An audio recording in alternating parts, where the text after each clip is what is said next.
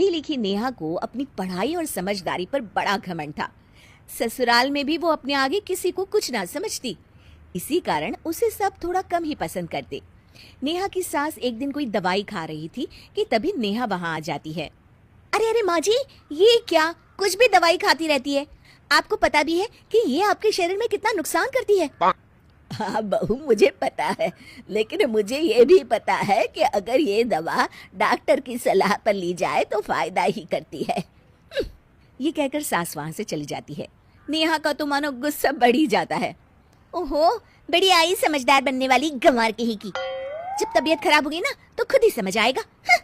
नेहा बाहर पार्क में जाती है जहाँ उसके ससुर पौधों को पानी दे रहे होते हैं। पिताजी, संतुलित मात्रा में ही पौधों को पानी देना चाहिए, नहीं तो वो सड़ जाते हैं, जानते हैं ना आप।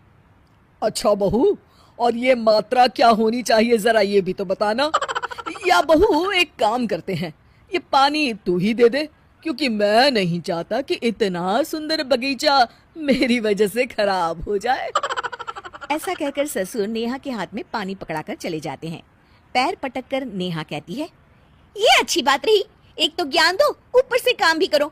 मेरे जैसी समझदार और पढ़ी लिखी की तो ऐसे घर में शादी होनी ही नहीं चाहिए थी। खैर, धीरे धीरे दिन बीत रहे थे, लेकिन नेहा की आदत जस की तस।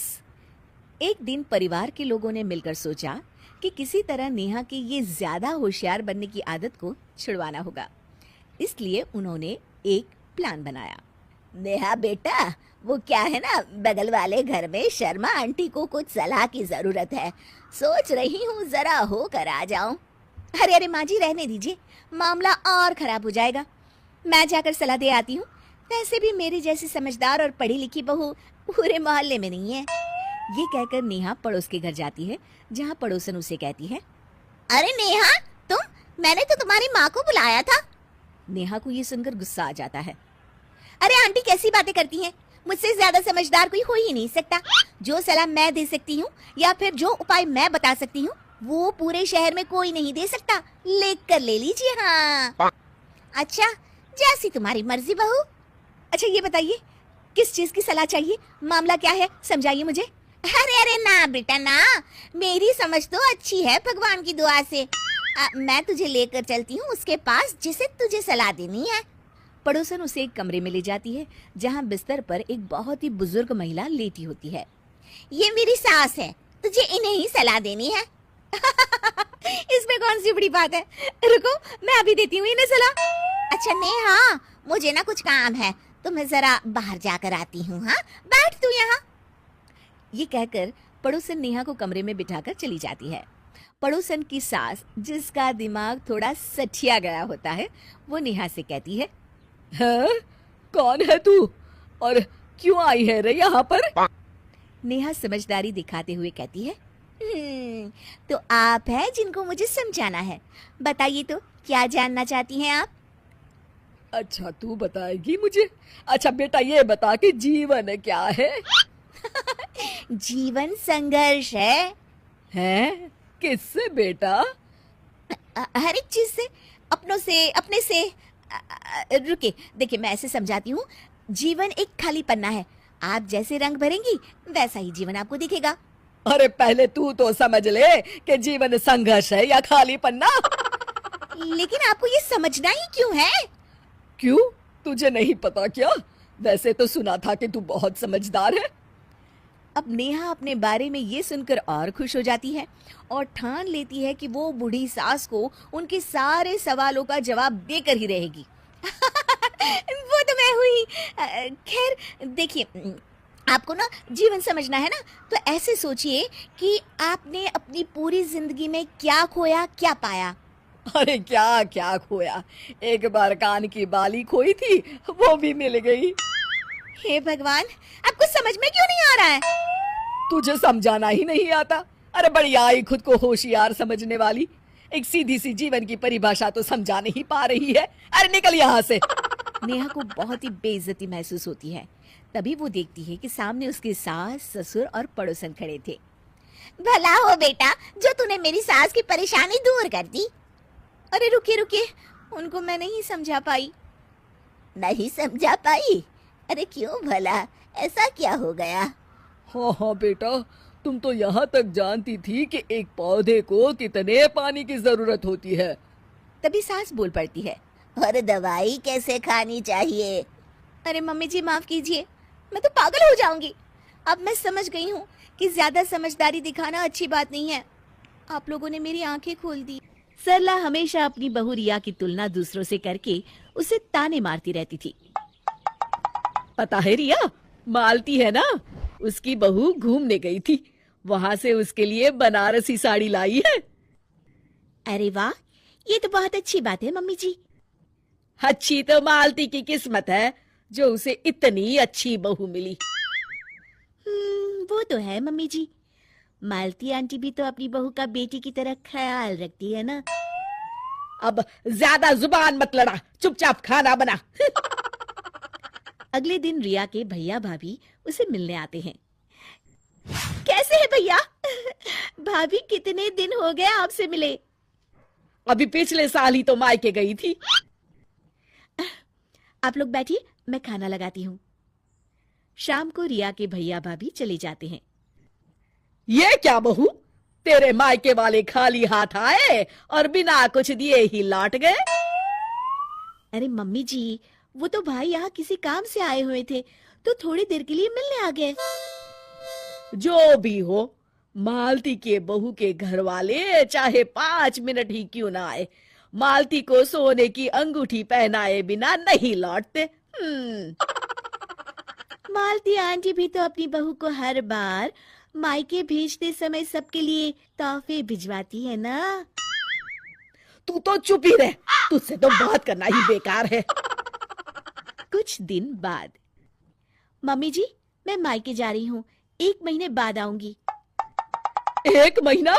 हाय, 1 महीना क्या करेगी वहां? वो मालती आंटी बता रही थी उनकी बहू हर बार 2-2 महीने के लिए मायके जाती हैं। हैं? ये क्या हो गया भगवान, यहाँ तो लेने के देने पड़ गए। रिया 1 महीने के बाद लौटती है तो देखती है मालती सरला के पास आई हुई है। हाय, ये मेरे साथ क्या हो गया? धीरज रखो बहन, धीरज रखो। ये आजकल के लड़के बहू होते ही ऐसे हैं। क्या हुआ मालती आंटी? कुछ नहीं, तू अपने कमरे में जा। नहीं बेटा, बैठ मेरे पास, मेरा दिल हल्का हो जाएगा। ऐसा क्या हुआ आंटी? मेरी उस कल मुँहे बहू ने मेरे बेटे को जाने क्या पट्टी पढ़ाई। बेटा बहू दोनों घर छोड़कर अलग रहने चले गए। पर भैया भाभी तो बहुत अच्छे थे, फिर अचानक से क्या हुआ? अरे पूछ मत, कहते हैं शहर में रहेंगे तो बच्चा अच्छे से पढ़ेगा। बात तो उनकी भी सही है आंटी, आप भी वहां हो आया करिएगा। हाँ, अब ऐसे ही दिल को तसल्ली करवानी पड़ेगी। अगले दिन, मुबारक हो माँ, तुम दादी बनने वाली हो। सच? बिल्कुल सच मम्मी जी। ये तो बड़ी अच्छी खबर है। अपने मायके में बता दे, बच्चे के जन्म पर मैं सोने के कंगन लूंगी। है मम्मी जी। बस मुझे कुछ नहीं सुनना।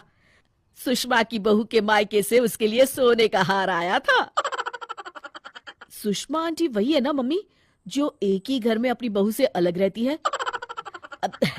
वो तो अब अकेली बहू छोटे बच्चे के साथ घर का सारा काम कैसे संभालती, इसलिए वो अलग हो गए। हाँ,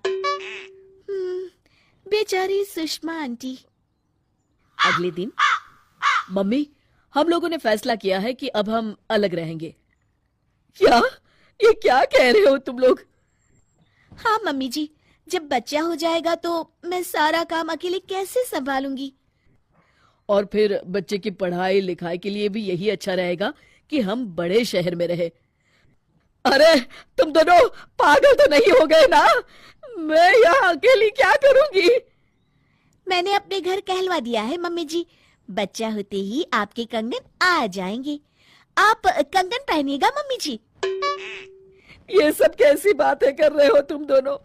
मुझे कुछ नहीं चाहिए, तुम लोग मुझे छोड़कर मत जाओ। पर मम्मी, आप जिनकी तारीफ करती रहती है, हम उन्हीं लोगों से सीख कर ऐसा कर रहे हैं। अब मुझे और शर्मिंदा मत करो, मुझे अपनी गलती पर पछतावा है। हम कहीं नहीं जा रहे मम्मी जी, बस आपको ये एहसास करवाना चाहते थे कि पैसा और तोहफे ही सब कुछ नहीं होते। सच कहा मेरे बच्चों, सबसे बड़ा तोहफा तो यही है कि तुम लोग मेरे साथ रहो, मेरा ख्याल रखो। शिक्षा, प्यार और अपनापन ही सबसे बड़ा तोहफा है। सीमा और कमला में काफी प्यार था। दोनों सास बहू बिल्कुल माँ बेटी की तरह रहती। लेकिन एक दिन अचानक सास का देहांत हो जाता है, जिससे सीमा काफी परेशान रहने लगती है। सीमा सास की फोटो के साथ रोते हुए कहती है, मम्मी जी, मेरा आपके बिना मन नहीं लगता। कितना अच्छा होता कि मैं भी आपके साथ ही मर जाती। तभी वहां सीमा का पति आ जाता है। देखो सीमा, अगर तुम ऐसे ही माँ के लिए रोती रही तो तुम्हारी तबीयत खराब हो जाएगी। वैसे भी तुमने एक बात नहीं सुनी क्या? क्या? कौन सी बात जी? माँ अगर कहीं से भी ये सब देख रही होंगी तो उनकी आत्मा को शांति नहीं मिलेगी और उनकी आत्मा भी परेशान रहेगी। क्या तुम ये चाहती हो? ये बोलकर पति राकेश ऑफिस चला जाता है। सीमा उसके जाने के बाद सोचती है, क्या सच में सासू माँ को मेरी याद आएगी? नहीं नहीं, मैं माँ की आत्मा को बिल्कुल परेशान नहीं करूंगी और मैं अब उनके लिए नहीं रोऊंगी। ये बोलकर सीमा जैसे ही खड़ी होती है, सामने खड़ी होती है उसकी सास। सीमा आंखें मलती है। मम्मी जी, आप? मैं कहीं सपना तो नहीं देख रही? लगता है मैं मम्मी जी के लिए पागल हो गई हूँ, तभी मरने के बाद भी वो मुझे दिखाई दे रही हैं। अरे मैं सच में आई हूँ बहू। तू क्या बोल रही थी कि तू मुझे अब कभी याद नहीं करेगी? ऐसा हो सकता है क्या मेरी बेटी? सीमा सास को बोलते हुए देखकर उनकी बातों को सुनकर बहुत खुश हो जाती है। माँ! वो उनके गले लगने की कोशिश करती है, लेकिन कहते हैं ना कि आत्मा तो अमर है, उसे कोई छू नहीं सकता। ओ माँ, मैं तो भूल ही गई कि ये आपकी आत्मा है। पर कोई बात नहीं, आप मुझसे बात कर रही है, यही बहुत है। चल खाना खा। मैं देख रही हूँ तूने कई दिनों से खाना नहीं खाया अच्छे से। हाँ माँ, पता नहीं मन ही नहीं करता है। अच्छा चल, मैं तेरे पास बैठती हूँ, खा ले खाना। सीमा खाना लेकर आती है और सास के साथ बैठकर खाना खाने लगती है कि तभी उसका ससुर वहां आ जाता है। अरे वाह सीमा बिटिया, आज तुझे अच्छे से खाना खाते काफी समय बाद देखा। खा बेटा खा और खुश रह। अरे आइए ना पिताजी, आप भी बैठिए। मैंने माँ की फेवरेट खीर बनाई है, आप भी खाइए। ससुर जी उसी कुर्सी में बैठने लगते हैं जहाँ सास की आत्मा बैठी होती है। अरे अरे पिताजी, वहां तो माँ बैठी हैं, आप यहाँ बैठ जाइए। ससुर जी को सीमा की बात सुनकर आश्चर्य होता है। उनको लगता है कि सास के प्यार में सीमा का दिमाग खराब हो गया है, लेकिन वो उसे कुछ नहीं कहते और सास की आत्मा के बगल में बैठ जाते हैं। पिताजी देखिए ना, माँ कितनी सुंदर लग रही है। ससुर जी को लेकिन कहीं भी सास नहीं दिखाई देती। वो सीमा से कहते हैं, अरे वो मुझे तो कभी भी अच्छी नहीं लगी। पागल की तरह कपड़े पहनती थी और बाल फैलाकर घुमा करती थी, लेकिन थी बड़ी अच्छी। ससुर जी चुप हो जाते हैं कि तभी सीमा की सास की आत्मा अपनी बहू के कान में कुछ कहती है, जिसके बाद सीमा हंसने लगती है। क्या हुआ बेटा? पिताजी, आपको तो सासू माँ पर लाल रंग की साड़ी बहुत अच्छी लगती थी और बाल खुले रखने के लिए तो आप ही कहते थे, वरना उन्हें तो खुले बाल पसंद ही कहाँ थे। ससुर जी आश्चर्य में पड़ जाते हैं कि आखिर बहू को ये सब पता कैसे चला। लगता है तेरी सास तुझसे सारी बातें शेयर करती थी। अरे नहीं पिताजी, वो तो माँ ने अभी अभी मुझे ये बात बताई है। ससुर जी को लगता है कि सीमा को गहरा सदमा लगा है, इसीलिए वो ऐसी बातें कर रही है। वो वहां से चले जाते हैं और सीमा एक बार फिर से सास की आत्मा से बातें करने लगती है। सीमा के अंदर के बदलावों को देखकर उसका पति भी खुश हो जाता है कि वो समय पर खाती, आराम करती और हमेशा मुस्कुराती रहती। लेकिन एक दिन सीमा की सास की आत्मा उसके पास आती है। सीमा, मैं तुमसे कुछ कहना चाहती हूँ। हाँ सासू माँ, कहिए ना, क्या हुआ? जब मैं जिंदा थी तो कई बार हम दोनों के बीच लड़ाई भी होती थी, है ना? हाँ सासू माँ, वो तो मैं भी सोच रही थी, लेकिन मैं कितनी खराब थी कि आपसे कई हफ्ते या महीने बात नहीं किया करती थी। नाराजगी में मैंने वो वक्त बर्बाद कर दिया जो मैं आपसे और बातों में बिता सकती थी। हाँ, तुझे कहाँ पता था कि मैं मर जाऊंगी बेटा? नहीं नहीं माँ, मैं तो कभी सपने में भी नहीं सोच सकती कि आप नहीं रहोगी। देख बेटा, हम यही गलती करते हैं, किसी के जीते जी उसके साथ एक पल भी नहीं बिताते और उसके जाने के बाद उसके लिए परेशान रहते हैं। लेकिन हर कोई हर किसी के साथ हमेशा तो नहीं रह सकता ना। हाँ माँ, आप सही कह रही हैं। और जब तक हम उस व्यक्ति के साथ हैं जिसे हम प्यार करते हैं, हमें उसके जीते जी उसे ये एहसास करा देना चाहिए कि वो हमारे लिए कितना खास है। हाँ, वरना उसके जाने के बाद तो सिर्फ पछतावा ही रह जाता है। हाँ माँ जी, आप ठीक कह रही हैं। अब मुझे जाना पड़ेगा बहू। मैं जो समझाना चाहती थी वो शायद तुम और ये कहानी देखने वाले हर शख्स की समझ में आ गया होगा। अपना ख्याल रखना बहू। मिश्रा परिवार में रमा छोटी बहू बनकर आई थी। उस परिवार में उसकी सास कामिनी, पति मदन, जेठानी किरण और जेठ परम थे। मदन एक सुनार था और परम एक गवर्नमेंट ऑफिसर था। रमा को बहुत अच्छा ससुराल मिला था, इसलिए वो बहुत खुश थी। रमा, आप तुम इस घर की छोटी बहू हो, पर हम अपने घर में अपनी बहुओं को बेटियों जैसा ही मानते हैं, इसलिए तुम यहाँ बिल्कुल वैसे ही रहना जैसे अपने मायके में रहती थी। जी माँ जी। अरे इतना शर्माने की जरूरत नहीं है, इसको अपना ही घर समझो अब। हाँ रमा, माँ जी सही कह रही हैं, जिसने की शर्म उसके फूटे करम। सब लोग हंसने लगते हैं। किरण रमा को अपनी देवरानी नहीं बल्कि छोटी बहन की तरह ट्रीट किया करती थी। क्या कर रही हो रमा? सिर में बहुत दर्द हो रहा था तो सोचा चाय पी लूं, पर शक्कर नहीं मिल रही है और ना ही इलायची मिल रही है। अरे तुम्हारे सिर में दर्द हो रहा है तो तुम क्यों चाय बना रही हो? लाओ मैं बना देती हूँ, तुम जाओ आराम करो अपने कमरे में। अरे नहीं दीदी, आप बड़ी हैं, आप कैसे? वैसे भी इतना दर्द नहीं है, मैं बना लूंगी चाय, आप परेशान मत होइए। बड़ी हूँ इसलिए कह रही हूँ, जाओ जाकर बैठो आराम से, मैं चाय लाती हूँ। और वैसे भी ना बड़ों से बहस नहीं करनी चाहिए। ठीक है दीदी, जैसे आप कहो। ये कहकर रमा अपने कमरे में जाने लगती है और मन ही मन सोचती है, भगवान ऐसी जिठानी सबको दे। दीदी सच में बहुत अच्छी हैं। ज़रूर मैंने कुछ अच्छे कर्म किए होंगे जो मुझे ऐसी जिठानी मिली है। रमा बहुत मना करती है पर किरण उसकी बात नहीं मानती और उसके लिए चाय बना देती है। क्या हुआ छोटी बहू, किस सोच में डूबी हो? नहीं कुछ नहीं माँ जी, वो मैं चाय बना रही थी तो दीदी आ गई और उन्होंने चाय बना दी, तो मुझे बस अजीब लग रहा है कि वो बड़ी हैं और उन्होंने मेरे लिए चाय बनाई। अरे इसमें कुछ अजीब लगने वाली बात नहीं है, लगता है तुम अभी तक अपनी जेठानी को पहचान नहीं पाई हो। वो ऐसी है, सबकी मदद करती रहती है हमेशा।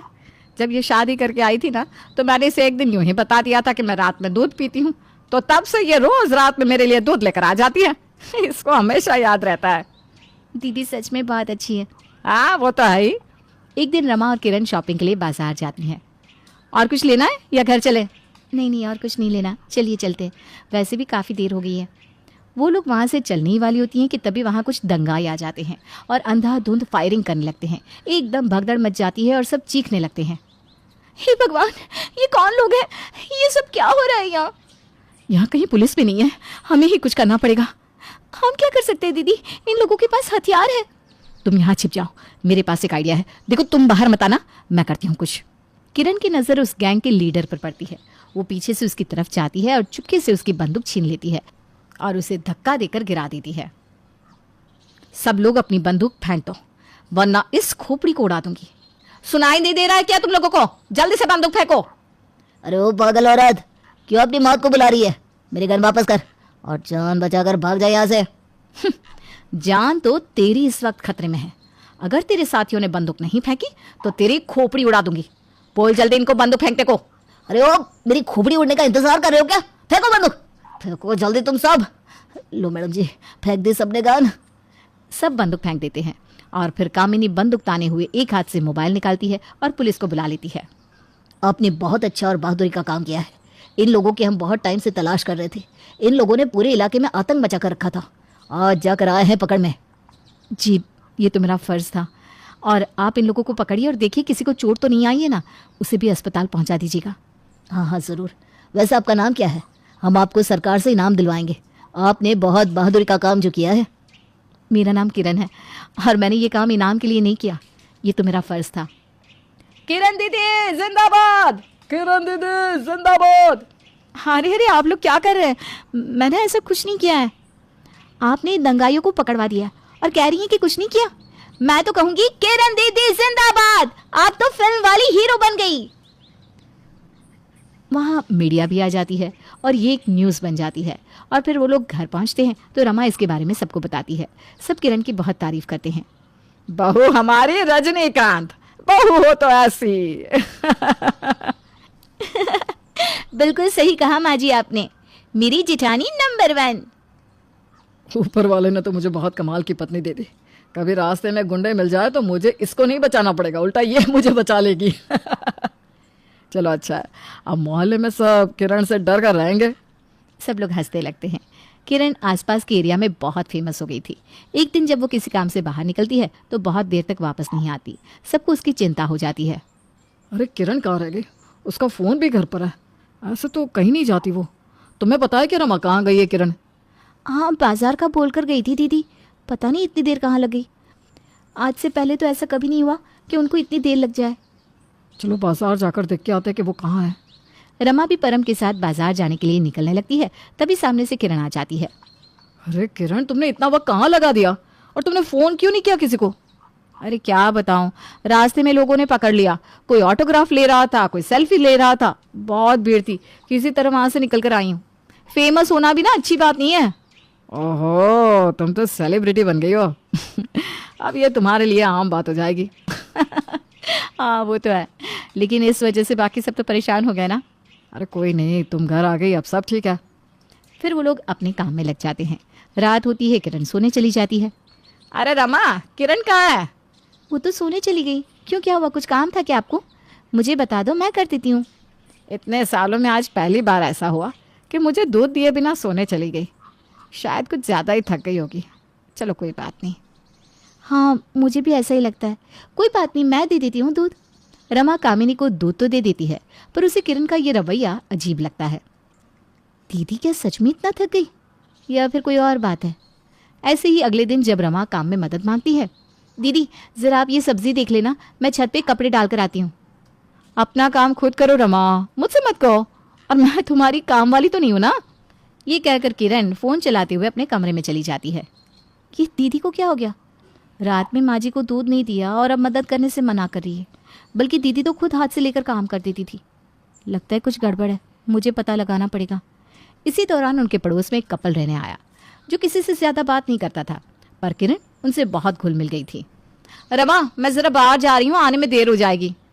दीदी बाजार जा रहे हो तो सब्जियाँ लेते आना, खत्म हो रही है। मैं इस घर की बड़ी बहू हूँ और तुम छोटी। तुम्हारी हिम्मत कैसे हुई मुझे काम बताने की?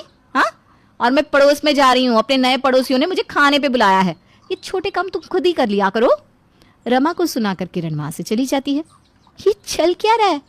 किरण दीदी इतना बदला बदला बर्ताव कर रही हैं और ऊपर से नए पड़ोसियों से इतना घुल मिल रही हैं जो और किसी से तो बात भी नहीं करते। अभी भी वो उन्हीं के घर जा रही हैं। कुछ तो हुआ है किरण दीदी को जो वो किसी को बता नहीं रही है। मुझे जाकर देखना चाहिए कि ये लोग क्या बात करते रहते हैं। रमा चुपके से उनके घर के बाहर जाकर खड़ी हो जाती है और फिर खिड़की से सारी बातें सुनने लगती है। और कितना टाइम लगेगा? हम यहाँ ज़्यादा दिन नहीं रुक सकते। आसपास के लोगों को हम पे शक होने लगा है। हमें जल्दी ही अपने काम को करके यहाँ से निकलना होगा। हाँ, ज़्यादा समय एक जगह रुकना ठीक नहीं है, वरना हम लोगों की नज़र में आ जाएंगे। अरे मैं कोशिश तो कर रही हूँ। दरअसल मैंने सोचा था किसी दिन मौका देखकर मदन की दुकान में जाऊंगी और सारा सामान लेकर निकल लूँगी, लेकिन अब मुझे पता चला है कि मदन कोई बेशकीमती हीरा लाने वाला है, तो मैंने सोचा वो भी आ जाए तभी हाथ साफ करूँ। अब इतनी मेहनत की है तो फल तो बड़ा ही चाहिए ना। वैसे कितनी अच्छी किस्मत है हमारी जो मदन की भाभी तुम्हारी हम शक्ल निकली और न्यूज़ की वजह से हमें सही वक्त पे ये पता भी चल गया। वहाँ किसी को तुम पर शक तो नहीं हुआ ना कि तुम किरण की हम शक्ल हो? अरे सभी लोग मेरे छलावे के माया जाल में हैं। कब मैं हाथ साफ करके निकल जाऊंगी किसी को पता तक नहीं चलेगा और सारा इल्ज़ाम आ जाएगा असली किरण पे। हे भगवान, इसका मतलब मेरा शक सही निकला। ये किरण दीदी नहीं है, कोई बहुरूपिया है। तो किरण दीदी कहाँ है फिर? कहीं इन लोगों ने उन्हें... नहीं नहीं, ऐसा नहीं हो सकता। लेकिन फिर भी हमारे पास समय बहुत कम है, एक दिन और इंतजार कर लो, और अगर वो हीरा नहीं आता तो हाथ साफ करो और चलो। हाँ, और नहीं तो क्या, क्या पता कहीं एक हीरे के चक्कर में हम लोगों का खेल ही बिगड़ जाए। हाँ हाँ ठीक है। और वैसे भी उस किरण को जहाँ बंद करके रखा है ना, वहाँ भी कोई नहीं है। कहीं वो मर गई तो और दिक्कत हो जाएगी। अब मुझे दिमाग से काम लेना होगा और किरण दीदी को बचाना होगा, लेकिन मैं क्या करूँ? तभी वो बहुरूपिया वहाँ से उठकर चल देती है तो रमा भी फौरन भागकर घर पहुँचती है। और रमा किसी को कुछ बताती इससे पहले वो किरण आ जाती है और तभी कामिनी दोनों से कहती है, बहुओं मेरी बात गौर से सुनो। मदन आज एक बेशकीमती हीरा घर में लेकर आया है। उस हीरे की कीमत उसकी पूरी दुकान से भी ज्यादा है, इसलिए घर में अब किसी भी अनजान इंसान को घुसने मत देना और हमेशा दरवाजे बंद रखना। ठीक है माँ जी, अब वो हीरा मेरे पास सेफ रहेगा, आप बिल्कुल चिंता मत करो। हे भगवान, वो हीरा भी आ गया। अब मैं क्या करूं? कैसे सभी को बताऊं कि ये दीदी नहीं बल्कि उनका छलावा है? सोच रमा, कुछ तो सोच, किरण दीदी को बचाना है।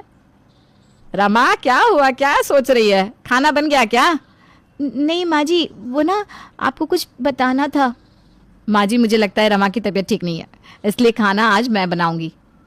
लगता है आज ये खाने में ही कुछ मिलाने वाली है, थोड़ा सोच समझ कर काम करना होगा। उस रात वो बहुरूपिया डिनर बनाती है और कहती है, आज मैंने आप लोगों के लिए स्पेशल डिनर बनाया है, खाकर बताइए कैसा है। और हाँ, कोई बहाना नहीं चलेगा, आप सभी को खाना है। अरे क्यों, आज कोई स्पेशल ओकेजन है क्या जो आज इतना अच्छा खाना बना है? कुछ तो है जो तुम छुपा रही हो। अच्छा खाना बनाने के लिए ओकेजन की क्या जरूरत होती है? बस आज मेरा मन किया कि आप सभी को कुछ अच्छा खिलाया जाए तो बना दिया। अरे बहू, ये तो ऐसे ही बोलता है, तू हमें खाना खिला। वैसे खाने की खुशबू तो बहुत अच्छी आ रही है, ला ला जल्दी दे बहू। जी माँ जी, अभी देती हूँ। वो लोग खाना खा पाते उससे पहले ही रमा उन सबको इशारे से खाना न खाने को कहती है, पर परम के अलावा किसी को उसका इशारा समझ में नहीं आता। बाकी सब तो खा लेते हैं, लेकिन परम सिर्फ खाने का नाटक करता है और खाता नहीं। बाद में जब रमा से इसकी वजह पूछता है, क्या बात है रमा, तुमने मुझे खाना खाने से मना क्यों कर दिया? सब ठीक तो है? कुछ ठीक नहीं है। वो औरत जो किरण दीदी जैसी दिख रही है ना, वो उनका छलावा है। कोई बहुरूपिया है जो यहाँ बेशकीमती हीरे चोरी करने आया है और दीदी उनके कब्जे में है। क्या? अगर ये सब सच है तो हमें सोच समझ कर कदम उठाना होगा। इसीलिए मैंने सभी को खाना खाने को मना किया था, क्योंकि आज रात ये लोग कुछ तो करने वाले हैं। लेकिन ऐसा कैसे हो सकता है? ऐसा ही है जेठ जी, मैंने अपने कानों से सुना है सब। अब बस रात का इंतजार है। देखिएगा, रात में किरण दीदी या ये जो भी है चोरी करेगी। ठीक है, तो तुम सोने का नाटक करना, मैं भी वही करूँगा। और जैसे ही ये उठकर चलेगी तो मैं तुम्हें मैसेज कर दूंगा और फिर इस नाटक पे से पर्दा उठाते हैं। ठीक है, और साथ ही पुलिस को भी फ़ोन कर दीजिएगा ताकि सही समय पे पुलिस भी आ जाए। ठीक है, इन चोरों का पल्ला गलत परिवार से पड़ गया है। रात में सब बेहोश हो जाते हैं, पर रमा और परम सिर्फ बेहोश होने का नाटक करते हैं। आखिरकार कर ही दिया मेरे स्पेशल खाने ने अपना जादू, सबके सब बेहोश पड़े। अब मैं आराम से चोरी कर सकती हूँ। वो बहुरूपिया उठती है और हीरा चुरा कर चल देती है, पर जैसे ही वो बाहर पहुंचती है तो देखती है कि परम उसके सामने खड़ा है। कहाँ जा रही हो किरण? हाँ, वो भी इतनी रात में? कहो तो छोड़ाओ। कहीं नहीं, बस ताज़ी हवा खाने निकली थी, नींद नहीं आ रही थी ना। वैसे आप सोए नहीं क्या? नहीं, तुम्हारा खाना इतना अच्छा था कि कुछ ज़्यादा ही खा लिया, अब पेट दुख रहा है, इसलिए बाहर आया हूँ टहलने। वैसे हाथ में क्या है तुम्हारे? कुछ नहीं। ये मदन का हीरा है ना? कहाँ ले जा रही हो इसे? वो दूसरी तरफ भागने की कोशिश करती है, पर दूसरी तरफ से आकर रमा उसे पकड़ लेती है। फिर परम आगे बढ़कर आता है और उसे एक थप्पड़ मारता है। हाँ, आपने मुझे थप्पड़ मारा? मैं आपकी पत्नी हूँ। चुप कर, तू मेरी पत्नी नहीं है। सच सच बता, कौन है तू? अरे ऐसे कैसे बात कर रहे हैं आप? पुलिस आ रही है, वो बताएगी कैसी बातें कर रहा हूँ मैं। सच सच बता, कौन है तू? मेरा नाम बिजली है, मैं एक चोर हूँ। मेरी एक गैंग है और मैं गैंग की लीडर हूँ। मैंने एक दिन टीवी में देखा कि तुम्हारी पत्नी किरण बिल्कुल मेरे जैसे दिखती है, और जब थोड़ी छानबीन करी तो पता चला कि इसका देवर सुनार है। तभी मैंने उसे किडनैप करके उसकी जगह आने का और चोरी करने का प्लान बनाया। पर अब तो तुम पकड़ी गई। अभी नहीं, क्योंकि मेरे साथी आ गए हैं। सामने से उसके साथी आते हैं जिन्हें वो हीरा फेंक कर दे देती है। वो उसकी चिंता किए बिना वहां से हीरा लेकर भाग जाते हैं और तब तक वहां पुलिस भी आ जाती है। ये साले मुझे छोड़कर भाग गए, लालची नमक हराम। बुरे काम का बुरा ही नतीजा होता है। पर तुम्हारा तो हीरा भी चला गया ना। तुम इसकी चिंता ना करो, हीरा मैंने बदल दिया था। इतनी पागल नहीं हूं मैं कि बेशकीमती हीरे को एक चोर के हाथ लगने दूं। अब फटाफट बताओ कि मेरी पत्नी कहाँ है। 2 डंडे पड़ेंगे, अभी सब बता देगी। नहीं नहीं नहीं, बताती हूँ, पर मेरे साथियों को भी तो पकड़ो। अब तुम पकड़ में आ गई हो तो वो भी पकड़ में आ जाएंगे, चिंता ना करो। ये क्या शोर मचा हुआ है? अरे भाभी को पुलिस ने क्यों पकड़ा है? तभी रमा उन लोगों को सब कुछ बताती है। वो लोग भी हैरान रह जाते हैं। उसके बाद पुलिस असली किरण को भी ढूंढ कर ले आती है। परम सबको बताता है कि कैसे रमा की सूझ